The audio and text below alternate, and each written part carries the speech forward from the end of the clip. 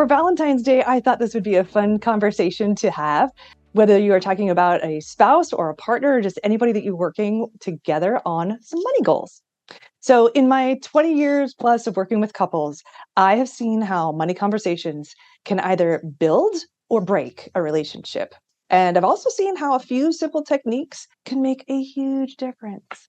So, today I'm going to share simple, actionable tips from some unexpected sources like Toastmasters and improv to help you talk about money with your partner in a way that strengthens your bond and builds a shared financial future. First, let's talk about the why money conversations matter. Did you know that 70% of couples fight about money? Probably not surprising. It's one of the leading causes of divorce. So, how do you turn these tough conversations? Avoiding them is not the answer, guys. So, how do you turn these tough conversations into opportunities for connection instead of strife? That's what we're going to explore today. So, I'm going to share three key strategies for talking about money. Now, there are lots of strategies that you can use when discussing money, but today I'm going to focus on three of them. These tips that I'm going to share today and more are also part of my book, Peaceful Prosperity, which is available on Amazon. So let's talk about the strategies. Strategy number one, set the stage for success. I mean, guys, you don't want to just dive into a money conversation right away. Maybe when your partner is unexpected and just distracted and miscommunication is going to happen. So set the stage intentionally for success, for a really good money conversation. How do you do that? Well, choose a calm, distraction-free time to talk. I talk about money dates. Schedule those that you have. We're going to sit down together. We're going to talk about money. We know that's the focus. And give yourself a pleasant environment just to start off. It will make so much difference when you set that stage. Also, think about active listening. This is not an argument, or it shouldn't be. It should be a discussion. So think about Stephen Covey when he said, seek first to understand, then to be understood. That's really important. Let that sink in. Seek first to understand, then to be understood. So a great foundational question, if you haven't tried this with your partner before, is what was your experience with money growing up? Get a little bit of their history, their background. You are not going to come at the subject of money the same way. So you bring all of your experience, your baggage, what you were taught by your parents and society, you bring all of that to the table and you probably have very different experiences. So just opening up that conversation, what was your experience with money growing up? You might learn something. For example, there was a client that I worked with that he watched his dad hide the financial information from his mom in a way to control his mom.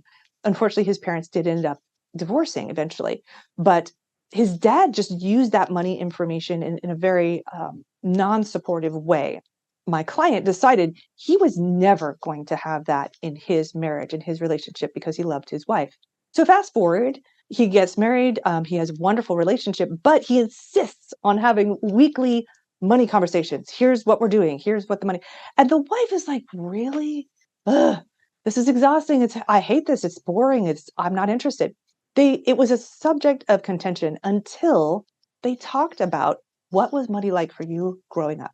And when he revealed that's why he insisted on having weekly meetings, then she realized it was actually an expression of love and that he wanted to establish trust with her. So they compromised. They changed from weekly to monthly meetings because it was a little too much for her, but he still wanted to talk about it. So coming from that place of understanding just strengthened their relationship, and it was really wonderful for the both of them. So setting the stage is so important, not only physically, but also with what you talk about in the conversation. Tip number two. Okay, you've set the stage, good to go. Let's collaborate on some goals. Money talks can feel like team sports. Wearing jerseys could help you remind you're on the same side. So again, this should not be confrontational. This should be both of you working together for something really awesome, something that you can create as two that you could not create on your own. That's the power that you have as a couple. So keep that in mind. You're not going to always agree on everything, and that's okay. Different perspectives can make you stronger as a team, but come at it together and try to agree on at least the goals. Maybe the how you get there, you might have different styles, but the why should be the same.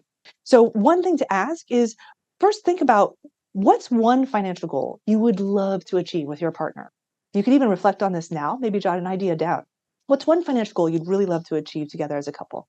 And maybe start sharing that with each other. This could be a short-term goal, could be a long-term goal. It could be something like saving up money to buy a house. It could be something like saving up money for a trip. It could be a retirement goal. One of the tools I love to use is talking with couples about the retirement lifestyle. Sometimes husbands and wives have a very different opinion of what's going to happen after they retire. And so that conversation can be deeply meaningful, not only from a financial perspective, but also from a relationship perspective. That's a great question to ask.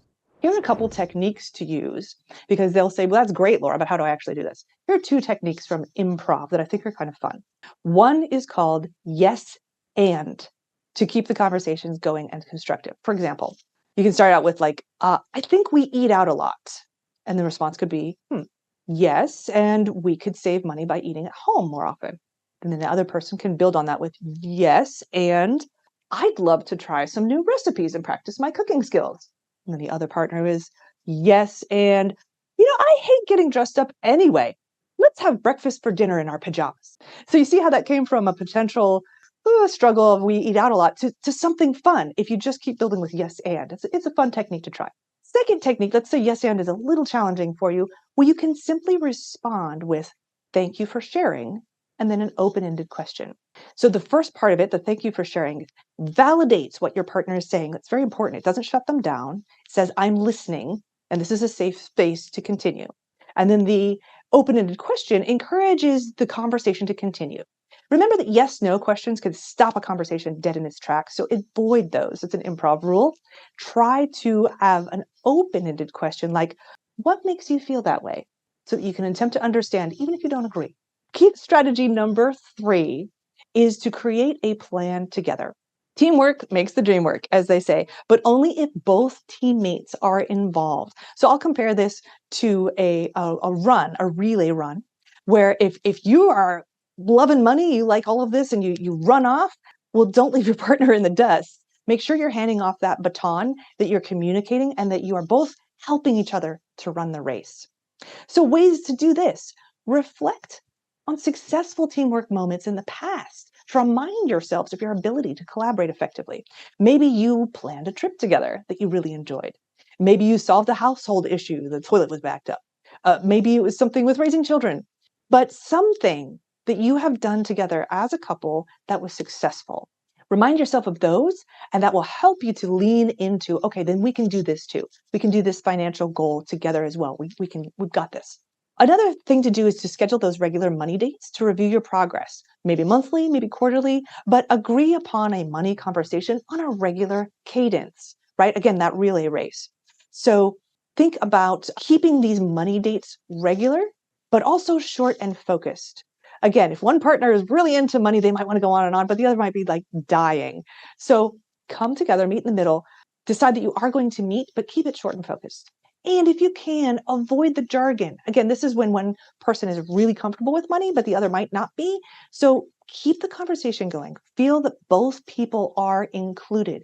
Do a lot of listening, and you will be able to create that plan together and work towards it. So key takeaways here: remember that productive money talks are about teamwork, empathy, shared goals, sharing your story, your past story, and building a future story together. My challenge for you is the next step. This week, schedule a short money date with your partner. Start small. Maybe share one financial goal or one financial memory from when you were a kid. Have maybe a short conversation and see where that leads. But do it. Take action today. Talking about money might feel hard at first. I get it. But it's not just an investment in your finances. It's also an investment in your relationship that will pay off in countless ways.